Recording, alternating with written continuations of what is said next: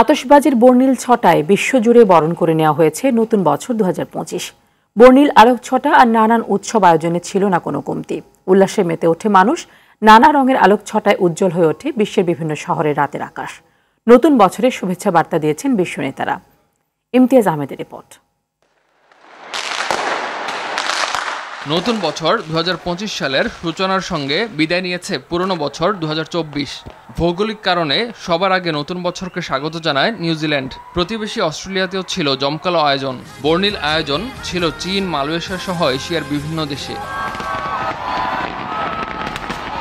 বর্ষবরণের উদযাপনে রঙিন হয়েছে অকল্যান্ডের স্কাই টাওয়ার, সিডনির অপেরা হাউস, ফিলিপাইনের ম্যানিলা সিটি সেন্টার, হংকংয়ের ভিক্টোরিয়া হারবার, ব্যাংককের গ্র্যান্ড প্যালেস ও মালয়েশিয়ার পেট্রোনাস টুইন টাওয়ার। নেচে গিয়ে চীনও স্বাগত জানায় নতুন বছরকে। নতুন বছর বরণে আয়োজন ছিল তাইওয়ানেও। 101 তলা তাইপি টাওয়ারে ছিল আতশবাজির মনোমুগ্ধকর আয়োজন।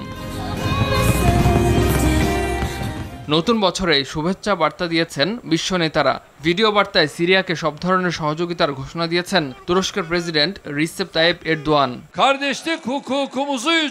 2024 সালের শেষ দিকে সিরিয়ায় নতুন যুগের সূচনা হয়েছে।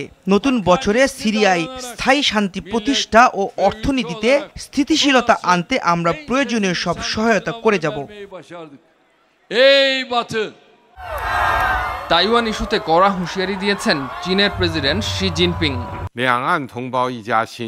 তাইওয়ান প্রণালীর দুই পাশের আমরা সবাই একটি পরিবার। কেউই আমাদের এই বন্ধন ছিন্ন করতে পারবে না, কোনো শক্তি আমাদের আলাদা করতে পারবে না।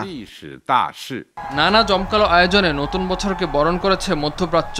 ভৌগোলিক কারণে সবার শেষে 2025 সালকে স্বাগত জানাবে যুক্তরাষ্ট্র। জমকালো আয়োজনের জন্য এরই মধ্যে প্রস্তুত ঐতিহাসিক Times square. Imtiaz Ahmed, RTV।